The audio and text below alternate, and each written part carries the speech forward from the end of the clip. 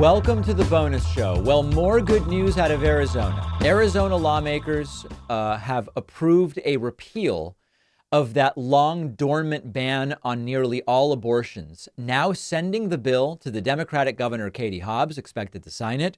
Remember how close the gubernatorial election was in Arizona and how close Kari Lake was to being governor.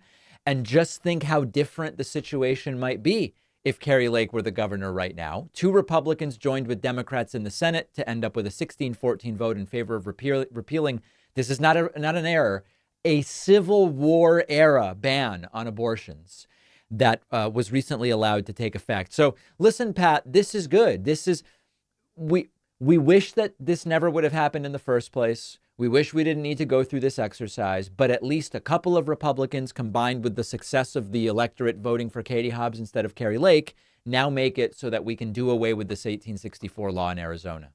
Absolutely. This is a big success. This never should have happened in the first place, but we were quick to put a stop to it, right? To overturn the 1864 bill. And even people like Kari Lake were saying we have to get rid of it because it's antiquated. So ultimately, I hope that not a lot of tangible harm was done because it was in place for a short period of time. There's also the political question too, right? Because the repeal of the 1864 law, my sense is, won't get the same attention as the Supreme Court allowing it to stay in place. Yep. So there could be plenty of voters nationwide, or specifically in Arizona, who still believe that it's on the books even going into the election. And I think that could encourage people to go out and vote for Democrats. Even the people who realize that it's been repealed, maybe they'll think, oh, well, we don't want even this to be a possibility. We don't want to see this happen again, even if it just stays in place for a few weeks or a few months or so. So I think that ultimately this could end up being pretty good for Democrats because we were able to put a stop to it, and we may be able to get the electoral benefit out of it too. Yeah, I think that there are some successes now in putting a stop to some of these laws, and it may still help Democrats in November.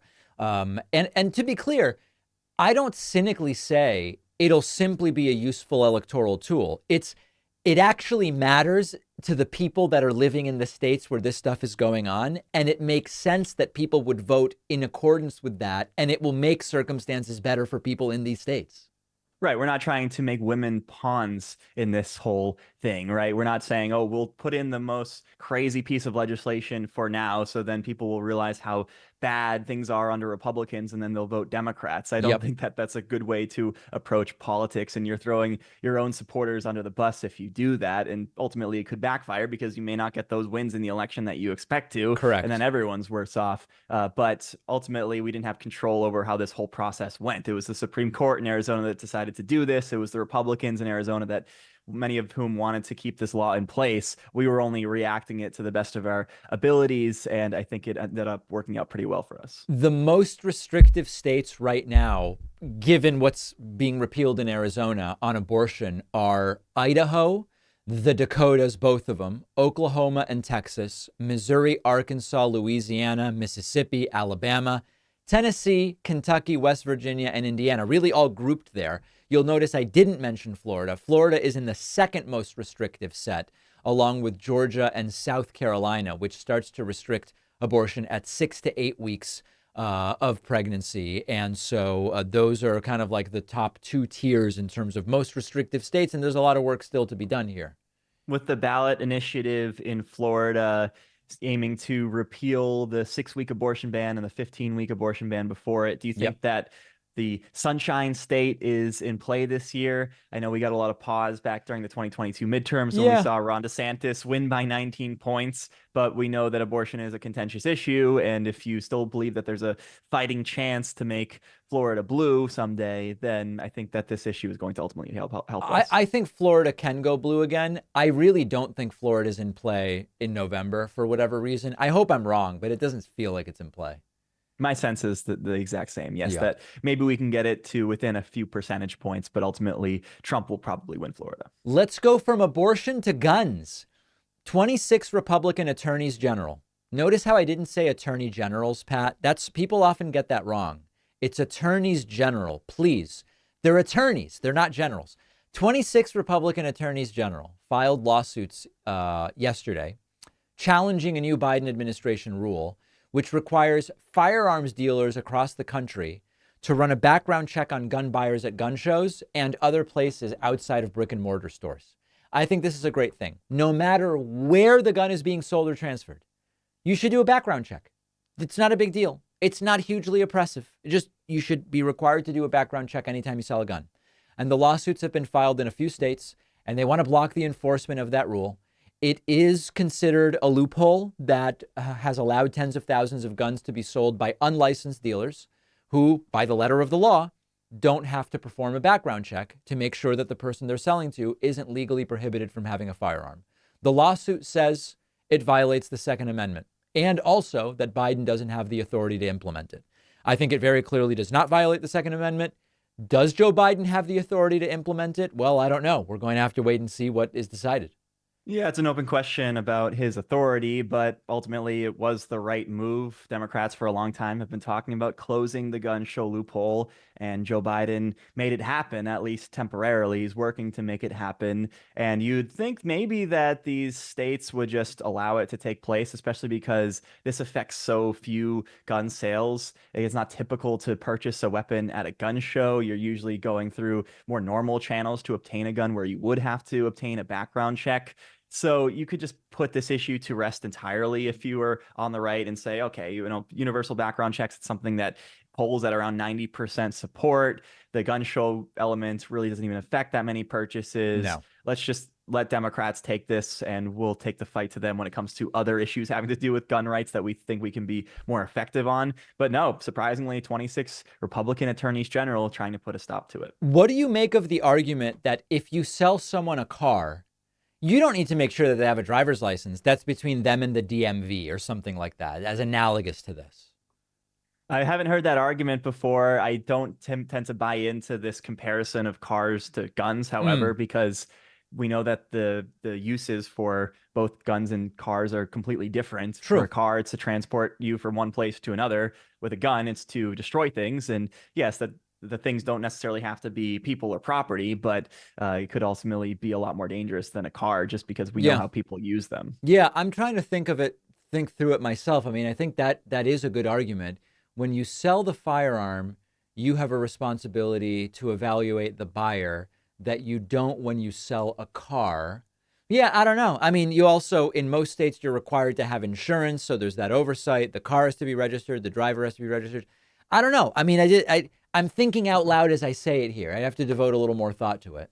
Well, the rules are different when it comes to these things, right? Like if you are a convicted felon, for example, you're going to have a difficult time obtaining a weapon, but you can still drive a car, right? Unless I'm wrong about that. That's I'm pretty actually sure a there's good no point. restrictions when it comes to that. I'm comparing apples to oranges. I'm comparing, are you legally banned from having a gun versus just, do you have a license to drive a car? I think that's really the rebuttal, which is these are two different things. There's no, I don't think there's a framework where you're just legally forbidden. I guess some people do lose their license legally. Their license has been taken away. But I think that's the real rebuttal, which is it doesn't really seem analogous in that way. Yeah, I'm with you. And then whenever people try to draw these comparisons, they're really arguing outside the point itself, right? They're trying to use whataboutism. They're trying to say, oh, well, what about cars? What about this or that? When really the focus should be on the guns, and you should be able to argue the merits of just that specific policy without going into these other areas. That's maybe the best rebuttal of all. A Georgia Republican, a member of Congress, Marjorie Taylor Greene, says next week she will move to try to remove MAGA Mike Johnson from his House speakership because of his reliance on votes from Democrats to pass key legislation, including aid for Ukraine. Marjorie and her little cohort in the House don't want funding for Ukraine, and the way that MAGA Mike Johnson got it through was by getting a few Democratic votes, Greene didn't say exactly when she's going to do it, but it is going to be another motion to vacate. From what I'm hearing, Pat, Democrats are kind of sick of this nonsense, and Democrats plan to make sure that they don't remove MAGA Mike Johnson. Now, there are some people on the left who are saying, no, Democrats always try to remove. But do you think that in this particular case, given proximity to the election, some kind of responsibility for actually having a functional House of Representatives, does it make sense for Democrats not to participate in this one?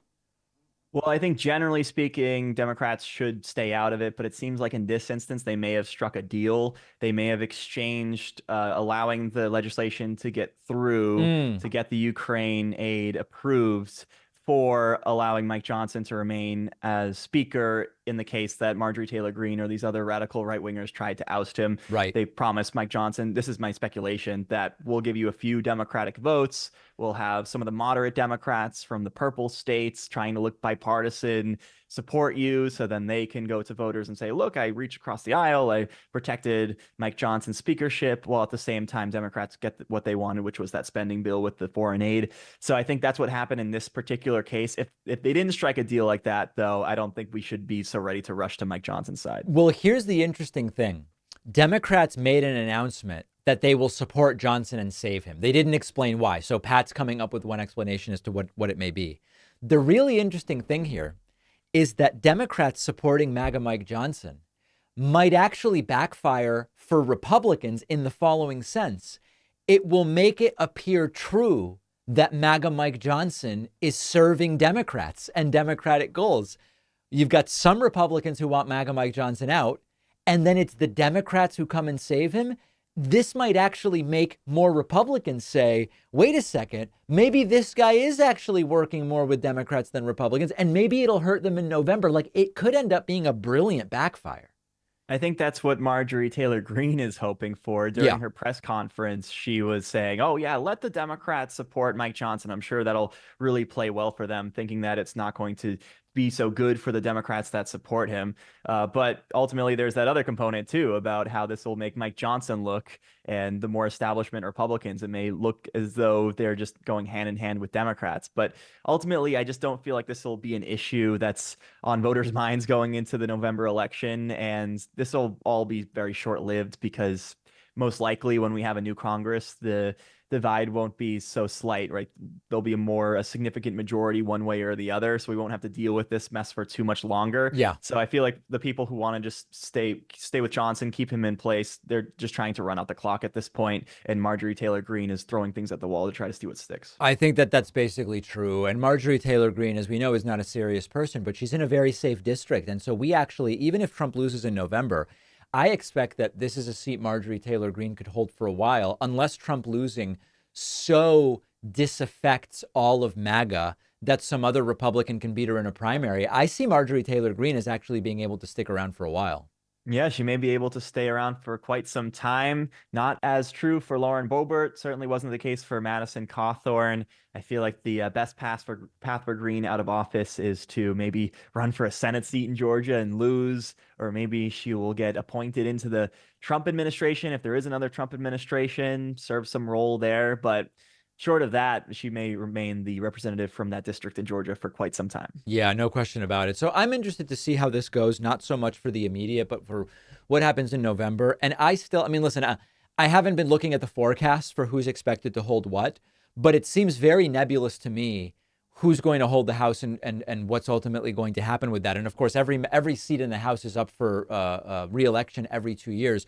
We've talked about this a few weeks ago. Do you have a strong sense of where you think it'll go at this point? I haven't looked at the forecasting models, but I think the conventional wisdom at this point is Democrats take the House, Republicans take the Senate, and we're still trying to see what the most likely winner in the presidential race is at this point. But I think that the standard conventional wisdom is Democrats take the House, Republicans take the Senate. Yep, I think that that's what's being repeated, and we'll see whether it holds true.